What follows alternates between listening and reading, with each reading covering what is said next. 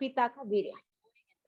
माता और पिता के रज से हमारी ये बॉडी बनी है। तो वो रज और वीर्य को क्या देखना चाहेंगे कोई? वो कैसा है? अदर्शनीय है, देखने योग्य नहीं, जिसको देखने का मन भी नहीं करेगा। अस्पर्शनीय है, जिसको छूने की भी इच्छा नहीं करेगी।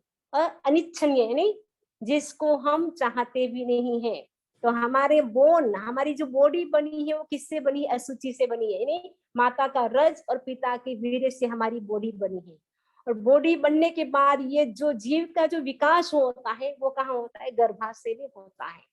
वो गर्भाशय जिसको ज्ञानी कहते हैं, यह गट्टर है एक प्रकार का। गट्टर को देखना चाहते कोई? गट्टर को कोई भी देखना नहीं चाहता है। और ज्ञानियों ने यहाँ तक कहा कि उसमें नरक जैसी वेदना होती है गर्भाशय में, क्योंकि सिर नीचा होता है, पैर ऊंचा होता है, ऊंधा बच्चा लटकता रहता है, बच्चा 9 महीने तक। तो ऐसा गर्भाशय अगर आपको बाहर दिखा दे, निकाल के देखना चाहेंगे? आपको कहे वापस थोड़ी देर अंदर चले जाओ, रह जाओ थोड़े महीने, 9 महीने तो देख के आएंगे, 1 महीना और एक्सपेरिमेंट कर लो। उस समय तो आप जानते नहीं थे, तो वापस जाना चाहेंगे उस गर्भाशय में? देखना चाहेंगे? छूना चाहेंगे? कोई नहीं चाहेगा। हम 9.25 महीना उस गंदी गटर में रह करके आ गए, लेकिन वापस हम देखना भी नहीं चाहेंगे। अब अगर कोई हुटरेस निकाल करके दिखा दे, देख भी नहीं पाएंगे हम। तो हमारा विकास किस में हुआ है? गर्भाशय में हुआ है। वो गर्भाशय भी कैसा है? अदर्शनीय है, अस्पर्शनीय है और अनिच्छनीय है। और जो हमारा देह है, हमारी ये बॉडी है, वो टिकती है। वो किससे टिकती है? क्या आधार है इसका? ब्लड। हमारी बॉडी में ब्लड कम हो जाता है तो बॉडी टिकेगी? नहीं टिकेगी। और हड्डी, हड्डी आपकी बराबर है, स्ट्रॉन्ग है, तब तो आप चल पाएंगे, काम कर पाएंगे। हड्डी आपकी स्ट्रॉन्ग नहीं है तो चल भी नहीं सकते हैं। और मांस, हड्डी, मांस और ब्लड से हमारी ये बॉडी टिकती है। अगर वो हड्डी, मांस, ब्लड न हो तो हमारी बॉडी टिक नहीं सकती है। लेकिन कोई आपको ब्लड निकाल करके दिखा दे तो क्या होगा? देख पाएंगे आप? छू पाएंगे उसको? डॉक्टर है ना यहाँ पे, देखते हैं। हाँ, तो मीट, मांस है, हड्डी है, निकाल करके आप सजा दे, उसको देख नहीं सकते अपन। डॉक्टर देखे वो अलग चीज है, वो भी देख सकता है, लेकिन किसी सामान्य व्यक्ति को ब्लड को देख करके चक्कर आ जाते हैं। मेरे को खुद को भी आ गए थे, एक समणी जी के साथ गई थी, उनका ऑपरेशन हुआ, देखते मेरे को चक्कर आ गए। तो वो ऐसे होता है क्योंकि वो गंदी चीजें हैं, उसको हम देखना भी नहीं चाहते हैं, छूना भी नहीं चाहते हैं, और जिसकी हम इच्छा भी नहीं करते हैं। तो तीसरी बात समझ में आ गई कि हमारा देह जो टिका है वो भी हड्डी, मांस और ब्लड के आधार पर टिका हुआ है। और हमारे शरीर में संग्रह होता रहता है, एनी टाइम, प्रति क्षण संग्रह हो रहा है। किसका? किसका संग्रह हो रहा है? बता सकते हैं विंदेश भाई? किसका संग्रह होता है बॉडी के अंदर? मल और मूत्र का एवरी टाइम वो संग्रह हो रहा है। क्या उसको भी आप देखना चाहेंगे? नहीं चाहेंगे। तो चौथी बात है, हमारे बॉडी के अंदर एवरी टाइम संग्रह हो रहा है मल और मूत्र का। पांचवी बात है, हमारी बॉडी से एवरी टाइम निकल रहा है। क्या निकल रहा है? पसीना, मुंह से थूक, लार, जो भी होते हैं चीजें, वो एवरी टाइम हमारी बॉडी से निकल रही है। उसको कोई देखना चाहेंगे? थूक का संग्रह करके रखेंगे? थूक अगर लग भी गए तो हाथ धो के आएंगे। तो वो ऐसी गंदी चीज हमारे शरीर से निकलती रहती है। और ज्ञानियों ने तो यहाँ तक कह दिया कि हमारी बॉडी का स्पर्श मात्र से ही कितनी अच्छी चीज हो। आज तक अमेरिका में पटेल ब्रदर्स फेमस हैं। पटेल ब्रदर्स में रसगुल्ले बिक रहे थे, बड़े चाव से लोग खरीद रहे थे, इतने दाम, उसके इतने डॉलर में आप ले रहे थे। घर लेके आए तब तक तो ठीक था, प्लेट में डाले तब तक तो ठीक था, मुंह हाथ में लिया तब तक तो ठीक था, लेकिन जैसे ही मुंह में लिया, अब आपको याद आ गया कि नहीं, मुझे तो अपनी वाइफ को भी खिलाना है, स्मिता को भी साथ में खिलाना है। ठीक है ना? विजय भाई को याद आ गई, रसगुल्ला मुंह में डाला आधा, निकाल दिया, नहीं नहीं मुझे स्मिता को देना है। स्मिता खाएगी इस रसगुल्ले को? नहीं खाएगी। पहले खिलाना फिर बाद में। तो अभी तक आपने अंदर नहीं गया, केवल मुंह का स्पर्श हुआ, थूक का स्पर्श हुआ है। उसके स्पर्श मात्र से भी वो चीज कैसी हो गई? एकदम गंदी हो गई। वो हम उसको नीचे जाने के बाद तो क्या स्थिति होती है वो आप सब जानते हैं, from plate to pot. From plate to pot वो उसकी स्थिति क्या बनती है?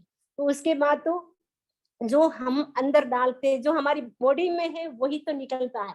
तो हमारी बॉडी के स्पर्श से कितना अच्छा ढोकला, खमन ढोकला गुजराती बहुत खाते हैं, खमन ढोकला कितना अच्छा बनाया, लेकिन वो ढोकला भी आधा खा लिया, आधा रख दिया, अपनी बेबी को दे दिया कि हस्बैंड को दे दिया, कोई भी खाना नहीं चाहेगा। आप खुद भी शाम को सोचेंगे अभी नहीं खाना मुझे, शाम को खा लूंगी, आधा निकाल दिया, तो वो आधा ढोकला रख दिया और खा लिया, वो शाम को भी आप खुद भी नहीं चाहेंगे खाना, देखना भी नहीं चाहेंगे। और जो बॉडी से जो बाहर आता है उस चीज को तो कोई भी देख नहीं सकता है। इसीलिए ये चीजें इसीलिए बताई जा रही हैं कि हम किसी से घृणा ना करें, कि हमारी बॉडी के अंदर क्या क्या भरा पड़ा है। हम दूसरों से घृणा करते हैं, अरे इसका कैसा बॉडी है, कैसा इसका तो नाक बहता रहता है। हमारी बॉडी से निरंतर चीजें निकल रही है। स्त्री के शरीर से तो 12 द्वार खुले हैं, 12 स्थानों से चीजें निकलती है, पुरुष के 9 द्वार खुले हैं, तो निरंतर वो चीजें निकलती रहती है, गंदगी। तो हमारी बॉडी कैसी है, तो उस बॉडी के पीछे हम क्या है, भाग रहे हैं। बॉडी के अंदर अशुचि भरी पड़ी है, उसका स्पर्श मात्र से चीज गंदी हो जाती है, अशुचिमय हो जाती है। स्पर्श, जो कपड़े आप पहनते हैं, 1 साल तक आपके अलमीरा में पड़ा रहा, कपड़ा कोई खराब नहीं हुआ, उसका वापस नए कपड़े में आप उसको बेच सकते हैं, क्योंकि अभी तक वो नया है। जैसे ही एक दिन आपने पहन लिया, अब सोचेंगे ये ड्रेस तो मुझे पसंद नहीं, वापस मुझे बेचनी है, तो उसी दाम में वो पैसा मिलेगा, वो दाम मिलेगा नहीं मिलेगा, क्योंकि आपने पहन लिया। वो पहनने के बाद एक दिन भी आपने ड्रेस पहन ली, आपने उसको खोल दिया, वापस आपको पहनने की इच्छा नहीं करेगी।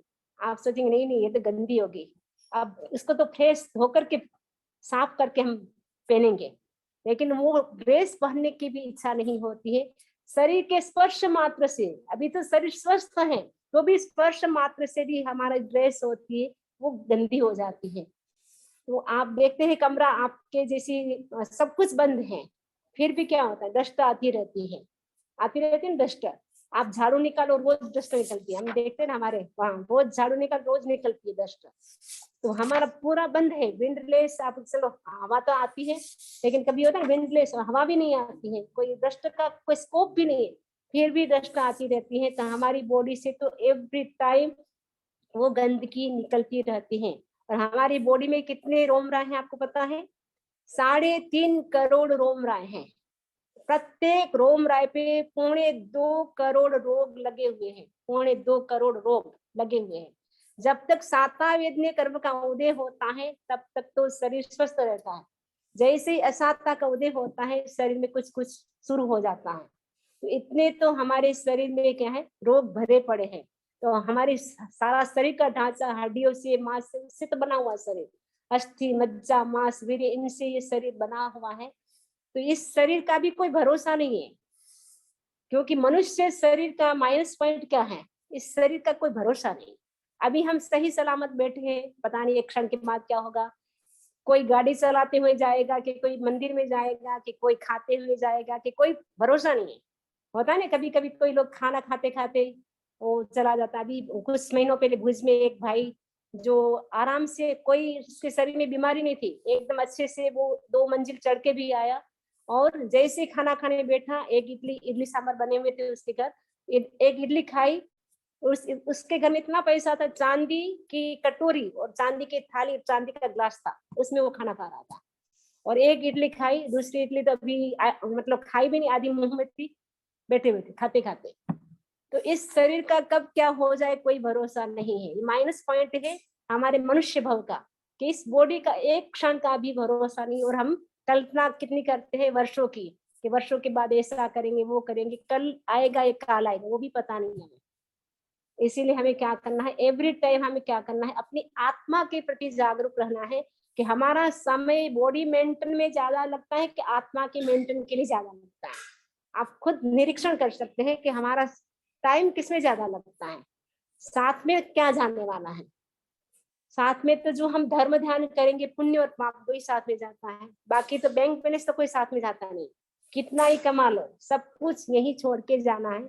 वो हम सब जानते, फिर भी हमारी दौड़ धूप धन के पीछे होती है और बॉडी के पीछे होती है। और बॉडी के प्रति सबसे ज्यादा हमारा मोह होता है, आसक्ति होती है, अटैचमेंट होता है। कहीं बॉडी को कुछ हो न जाए, थोड़ा हो जाता है चिंता हो जाती है, अरे ऐसे क्यों हो गया। क्योंकि सबसे ज्यादा हमारा आकर्षण अट्रैक्शन होता है हमारी बॉडी के प्रति। उस बॉडी के प्रति हमें अट्रैक्शन, ये अशुचि भावना करनी कि बॉडी के प्रति अट्रैक्शन करने जैसा नहीं। बॉडी तो क्या है, अंदर अशुचि भरी पड़ी है, कहीं से भी निकले वो अशुचि निकलेगी। जैसा भरा हुआ होता है वही निकलता है। एक लड़का है, वो जा रहा था दूध की थैली लेकर के और उससे गिर रहा था। तो किसी ने कहा, अरे भाई बच्चे तुम ध्यान दो, तुम्हारी थैली से दूध निकल रहा है। अरे इसमें पानी मिला है तो पानी निकल रहा है। तो जो मिलाया था वो निकल रहा है, जो अंदर था वही निकल रहा। वैसे हमारी बॉडी में जो है वही बाहर निकलेगा। इसीलिए हमें क्या करना है, हमारी जो समय है, शक्ति है, बुद्धि है, वो किसके पीछे लगानी है? आत्मा के पीछे लगानी है या शरीर के पीछे लगानी है? हमारे यहाँ जो समय मिला है, कि मनुष्य जीवन का जो समय है, वो मूल्य समय मिला है, वो हमें किसमें लगाना है? आत्मा के पीछे लगाना है, आत्मा के मेंटेन में या बॉडी के मेंटेन में? हमें खुद को सोचना है, क्योंकि ये मनुष्य भाव मिलना बड़ा दुर्लभ है। इस मनुष्य भाव में ज्ञानी तो कहते कि मनुष्य शरीर, एक तरफ तो बोलते हैं कि अशुचि का भंडार है, दूसरी तरफ ज्ञानी क्या कहते हैं, ये शुभ देह है। मनुष्य भाव को शुभ देह कहा गया है। जो श्रीमद राजचंद्र जी भी गाते हैं, बहु पुण्य केरा पुंज थी शुभ देह मानव नो मर्यो। तो श्रीमद राजचंद्र जी શું ગાય છે, क्या कहते हैं कि ये शुभ देह है, बहु पुण्य के, बहुत हमने पुण्य किए तब जा करके ये मनुष्य भाव मिला है। 9 घाटी पार करने के बाद हमें मनुष्य भाव मिला है। 9 घाटी यानी 5 स्थावर, 3 विकलेंद्री, 5 3 8 और असंगी पंचेंद्री। इन 9 घाटी को पार करने के बाद हम क्या बने हैं? संगी पंचेंद्री बने हैं। तो 9 घाटी पार करने के बाद हमें ये मनुष्य शुभ देह मिला है। शुभ देह क्यों कहा है? क्योंकि इस देह से ही आत्मा से परमात्मा बनने की साधना कर सकते हैं। इस मनुष्य शरीर से हम आत्मा से परमात्मा बनने की साधना कर सकते हैं। इसलिए इस देह को शुभ कहा है। बेस्ट बॉडी अपनी जैसी बॉडी किसी की नहीं है, क्योंकि इस बॉडी के अंदर क्या विराजमान है? भगवान विराजमान है, परमात्मा विराजमान है। तो परमात्मा विराजमान है हमारी बॉडी के अंदर। हमारी बॉडी तो गंदी है, लेकिन उस बॉडी के अंदर भी परमात्मा विराजमान है। लेकिन उस परमात्मा जो सिद्ध स्वरूप हमारी आत्मा है, वो बिल्कुल भी क्लीन है, स्वच्छ है, शुद्ध है। वो बिल्कुल भी उनमें कोई भी रंज नहीं लगी हुई है। जैसे कमल होता है, कीचड़ भी खिलता है, फिर भी कमल हमेशा क्या रहता है? कीचड़ से निर्लिप्त रहता है, सेपरेट रहता है। वैसे ही हमारी जो बॉडी है अशुचि में है, लेकिन उसके अंदर जो आत्मा विराजमान है, वो कैसा आत्मा है? एकदम शुद्ध है, प्योर है। उसको उसमें कोई भी रंज मात्र भी मल नहीं है, मेल नहीं है, एकदम शुद्ध आत्मा है। तो आत्मा की महिमा आप जान सकते कि आत्मा की महिमा कितनी है, कि आत्मा इतने सबके बीच विराजता है, एकदम अशुचि में शरीर में विराजता है, फिर भी वो शुद्ध है। जैसे चाइना में होता है ना, चाइना में लोग जाते हैं ना, चाइना बहुत अच्छा माना जाता है। तो लेकिन चाइना में लोग खाते क्या है पता है? होटल में जब उनको खाना परोसने में आता है, तब केकड़ा, सांप, वो लोग कीड़े मकोड़े, उनका खाना ऐसा होता है। फिर भी आपको पता चलता है कि चाइना में बिजनेस अच्छा होता है। तो आप ऐसा देश से ऐसे लोग खाते हैं। चाइना तो अच्छा है, लेकिन चाइना के लोग कैसे हैं? वो ऐसी ऐसी गंदी चीजें खाते हैं। फिर भी आप चाइना जाएंगे या नहीं जाएंगे? जाएंगे। क्यों जाएंगे? क्योंकि आपको पता है कि वहाँ बिजनेस बहुत अच्छा होता है। लोग बहुत जाते हैं चाइना। अभी वर्तमान में शायद नहीं जाते होंगे, चाइना कम जाते होंगे। पहले तो चाइना का सामान बहुत आता था, चाइना लोग जाते थे, हर महीने जाते थे, कोई 2 महीने से जाते थे। तो चाइना बहुत अच्छा है, लेकिन चाइना के लोग कैसे हैं? वो ऐसी ऐसी चीजें खाते, फिर भी बिजनेस का पता चल जाए कि वहाँ अच्छा बिजनेस होता है तो आप दौड़ के जाएंगे। तो वैसे ही हमारी आत्मा, पता है हमारा शरीर अशुचि में है, लेकिन अंदर क्या विराजमान है? हमारी आत्मा, शुद्ध आत्मा विराजमान है। तो हमें उसके लिए पुरुषार्थ करना है। तो उसके लिए हम पुरुषार्थ जितना करेंगे उतना ही हमारे साथ आएगा, बाकी तो सब यही रह जाएगा। हमारी जो 5 इंद्रियां हैं, आप देखिए कान से क्या निकलता है? कान से क्या निकलता है? मेल निकलता है। वो मेल देखना चाहेंगे आप? वो अगर कोई क्या निकालते हैं, उससे निकालते हैं ना। वो अगर किसी ने ऐसे डाल दिया बीच में, अरे आपने कैसे बीच में डाल दिया, आपको डस्टबिन में डालना चाहिए। तुरंत ही आप खुद का मेल देखना नहीं चाहेंगे, टेस्ट भी नहीं करना चाहेंगे, और तुरंत ही डस्टबिन में डाल देंगे। लेकिन कान की विशेषता क्या है? कान से हम भगवान की वाणी को सुन सकते हैं। कान हमारे कितने अच्छे हैं कि हम भगवान की वाणी को सुन सकते हैं। इसलिए हमें कान का सही उपयोग करना चाहिए। क्या निकलता है उस पर ध्यान नहीं देना है, लेकिन कान के माध्यम से हम भगवान की वाणी को सुन सकते हैं। तो आंखों से क्या निकलता है? कई सुबह सुबह उठते बोले अरे आप आंख साफ करो, आपकी आंख साफ नहीं है। आंख से गंदी मतलब निकलता रहता है ना, गुजराती में आपने पिया की कोई गिट निकलती रहती है, लेकिन वो भले निकले, क्योंकि वो तो उसको हम बंद नहीं कर सकते। लेकिन हम आंखों से हम भगवान के दर्शन कर सकते हैं। आंखों से हम स्वाध्याय कर सकते हैं, शास्त्रों का स्वाध्याय कर सकते हैं। तो भगवान के दर्शन में हमारा उपयोग हो हमारी आंखों का, और स्वाध्याय शास्त्र पढ़ने में हमारा उपयोग हो, लेकिन विकार की दृष्टि से हम किसी को न देखें। क्योंकि ये असुचि भावना हमें मैसेज देती है कि हमारी जो आहार संज्ञा है, मैथुन संज्ञा, उसको तोड़ना। क्योंकि ये शरीर कैसा है? असुचि का भंडार है। इसलिए असुचि भावना आहार संज्ञा और मैथुन संज्ञा को तोड़ने की प्रेरणा देती है। क्योंकि वो अनादि के संस्कार है। हमारे भीतर 4 संज्ञा है, आहार संज्ञा, भय संज्ञा, मैथुन, परिग्रह। ये 4 संज्ञा को तोड़ने के लिए असुचि भावना बहुत ही महत्वपूर्ण है। उसका बार बार हमें चिंतन करना चाहिए। तो भगवान हमारी आत्मा शरीर में भगवान विराजमान है, वो शुद्ध है, उसका हम चिंतन करते रहे। तो आंखों से हमें क्या करना है? भगवान के दर्शन करना है, और आंखों का उपयोग शास्त्रों का, हमें शास्त्रों की पढ़ाई करना है। सदशास्त्र, उपन्यास में जो जिसमें धर्म की बात हो वही सदशास्त्र होते हैं। भगवान की जो वाणी होती है वो शास्त्र होते हैं। और जो नाक से क्या निकलता है आप जानते हैं, वो तो आप कोई देखना भी नहीं चाहेंगे, सुनना भी नहीं चाहेंगे, बोलेंगे तो बोलेंगे चुप, ऐसा नहीं बोलना है। लेकिन रियल है कि हमारे नाक से निकलता है, तो उसको हमें उसको नहीं देखना है, लेकिन हमें अपने नाक का उपयोग करना है। हम डीप ब्रीदिंग करके श्वास को लंबा ले, श्वास को लंबा छोड़े, तो नाक का ऐसे हम उपयोग करना है। और वाणी, जीभ के अंदर क्या, मुंह में अंदर क्या है? मुंह के अंदर लार थूक, जो कोई देखना भी नहीं चाहेंगे। और लेकिन मुंह का काम क्या है? बात करना और स्वाद लेना। 2 काम है ना मुंह के, एक तो बात कर सकती है और टेस्ट ले सकती है। लेकिन इससे हमें क्या करना है? ऐसी वाणी का उपयोग करना है, भगवान की वाणी बोले अपने मुंह से, अच्छी वाणी बोले, अच्छे शब्दों का प्रयोग करे, तो हमारी जीभ का भी सही उपयोग हो सकता है। तो हमारी जो 5 इंद्रियां हैं उनका हम सही उपयोग करें। ये असुचि भावना हमें मैसेज देती है कि आपके भीतर जो है उसको तो हम रोक नहीं सकते, लेकिन आप अपने आप को मेंटेन कर दे कि मुझे कान से अच्छे शब्दों को सुनना है, आंखों से अच्छे भगवान के दर्शन करने हैं, शास्त्रों को पढ़ना है, नाक का उपयोग मुझे लंबा श्वास लेके डीप ब्रीदिंग करके नाक का उपयोग करना है, जिससे हमारा दिमाग भी खुल रहेगा, हमारा क्रोध भी शांत रहेगा, जितना लंबा श्वास होगा उतना। और वाणी का उपयोग, हमें अच्छी वाणी का उपयोग, अच्छे शब्दों का उपयोग करना है, जिससे सामने वाले व्यक्ति को ठेस ना पहुंचे, अच्छे शब्दों का प्रयोग करें। तो 2 फैक्ट्री खोलनी चाहिए। 2 फैक्ट्री खोलने के हैं क्या? इतने डॉलर, 2 फैक्ट्री खोलने हैं। तो आचार्य महाप्रज्ञ जी कहा करते थे सभी को 2 फैक्ट्री खोलनी चाहिए, एक शुगर की फैक्ट्री, एक आइस की फैक्ट्री खोलनी चाहिए। तो शुगर की फैक्ट्री कहाँ खोलोगे?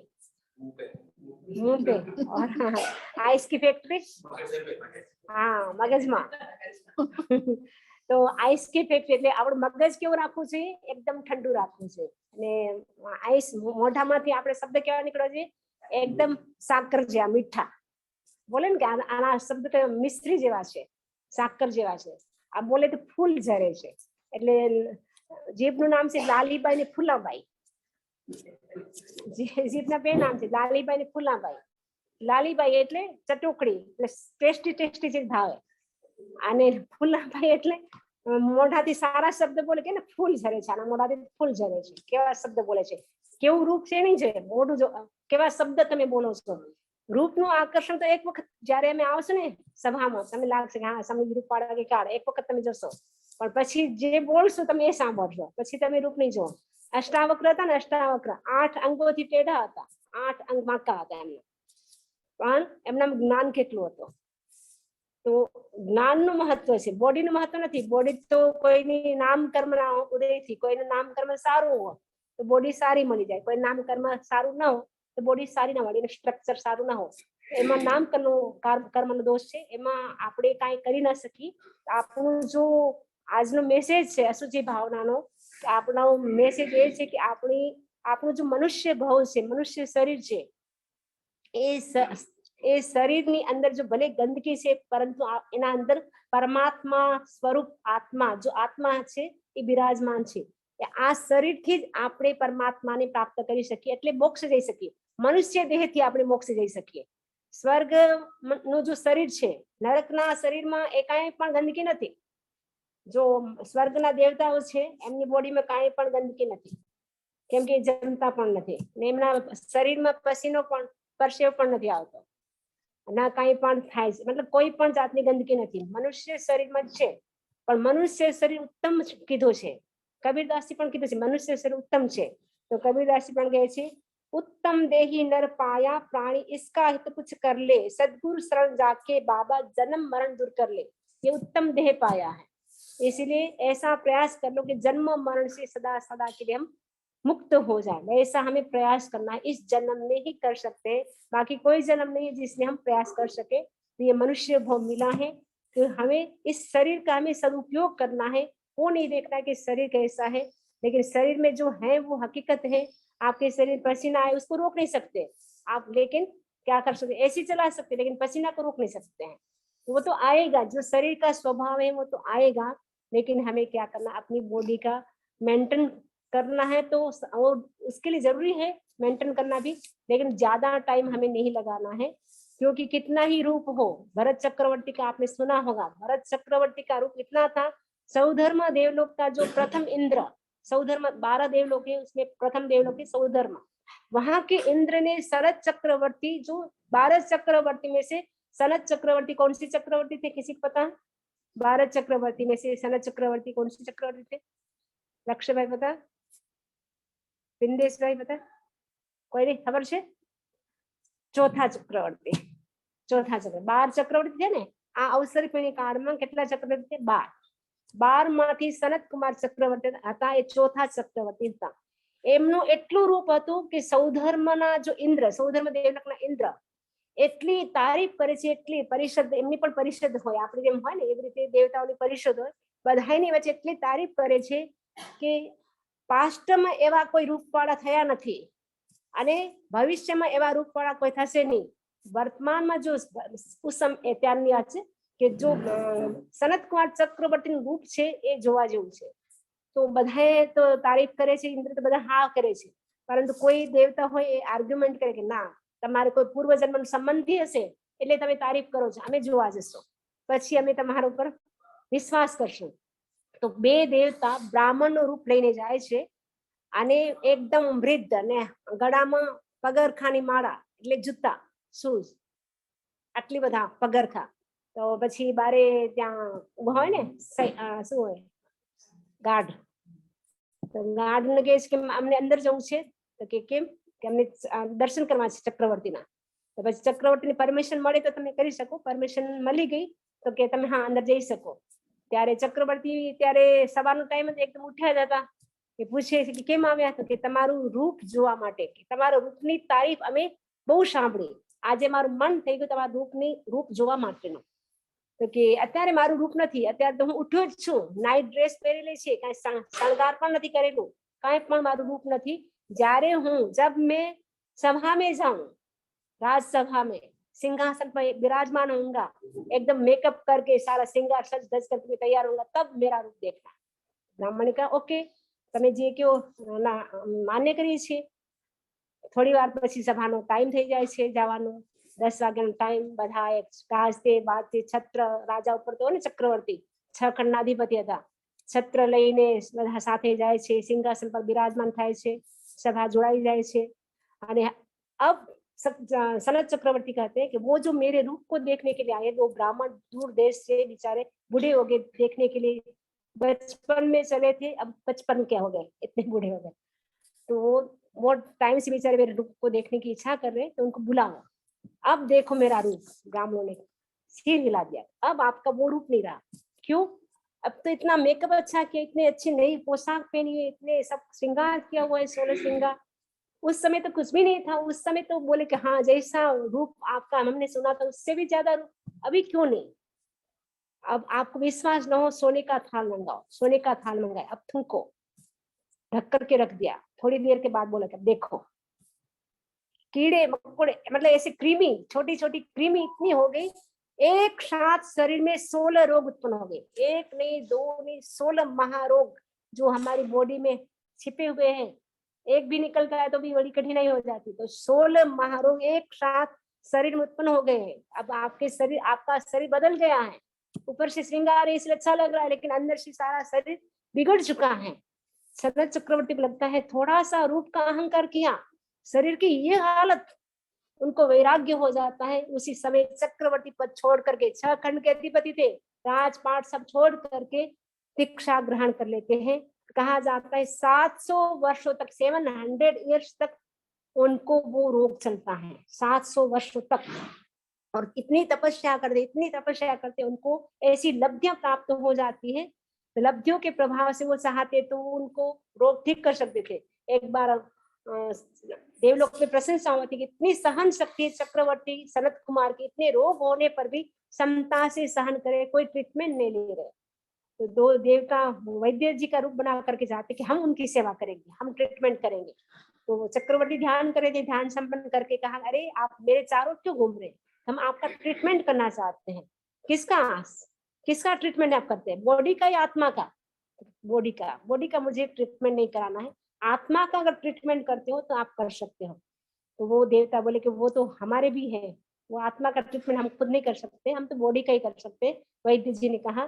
तो चक्रवर्ती ने कहा कि मेरे पास, सनत चक्रवर्ती जो मुनि बन गए थे, उन्होंने कहा ऐसी लब्धि है, ऐसे थूक लिया, पूरी बॉडी का जो कोड था क्लीन हो गया कि ऐसी मेरे पास, खुद के पास ऐसी लब्धियां हैं, लेकिन मैं उपयोग नहीं करता हूँ। जो वेदना है उसको मैं समता से सहन करूंगा। और कहा जाता है उन्होंने 700 वर्ष तक ऐसी भयंकर वेदना को सहन किया और ऐसी उग्र तपस्या करके वो सारे कर्म नष्ट करके मोक्ष चले गए। यानी रूप का थोड़ा सा गर्व कर लिया, इतनी रूप संपन्न बॉडी जिसको देखते ही लगता कि वो कोई, मतलब ऐसा देवता से भी बढ़कर रूप था, ऐसा रूपवान चक्रवर्ती। लेकिन उनकी बॉडी भी थोड़ी देर में क्या होगी, तो बॉडी का स्वभाव क्या है, मतलब वो थोड़ी देर में बहुत अच्छी लगती, थोड़ी देर में पता नहीं क्या कब हो जाए। इसलिए हमें क्या करना है, इस बॉडी का हमें उपयोग करना है, सदुपयोग करना है कि इस बॉडी से हम अच्छा कर ले, तपस्या कर ले, साधना कर ले, ध्यान कर ले, स्वाध्याय कर ले, जिससे इस बॉडी का सही उपयोग हो, भगवान की वाणी सुने। उसमें हमें समय लगाना है, लेकिन आत्मा के लिए लगाना है। बॉडी के मेंटेन में जितना कम हो सके उतनी हमें कोशिश करनी है। ये मनुष्य भ्रम मिला है तो हम ज्यादा से ज्यादा आत्मा का करें, तभी हमारा मनुष्य भ्रम सफल होगा। इसी आशा के साथ ओम अरहम ओम अरहम। आप भी हमारे डॉक्टर थे, स्पेशलिस्ट डॉक्टर, हमारा आत्मा देखिए अच्छा सुनाते और समझाते, वो सब बहुत इफेक्ट करता है।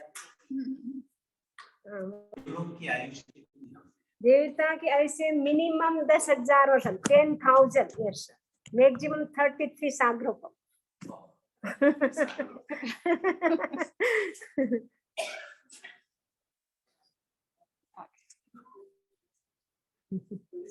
और किसी को कोई प्रश्न है तो कर सकते हैं। के लोग जो है वो जी का असुचि भावना नहीं होती, उनकी बॉडी से तो निकलता नहीं है, बॉडी तो वैक्रिय है उनकी, वैक्रिय शरीर, देवता और नारकी के वैक्रिय शरीर, उनकी बॉडी से कोई असुचि नहीं निकलती है, एक मनुष्य देह से निकलती है। लेकिन मनुष्य देह से हम परमात्मा पद को प्राप्त कर सकते हैं, इसलिए इस देह का उत्तम देह, बेस्ट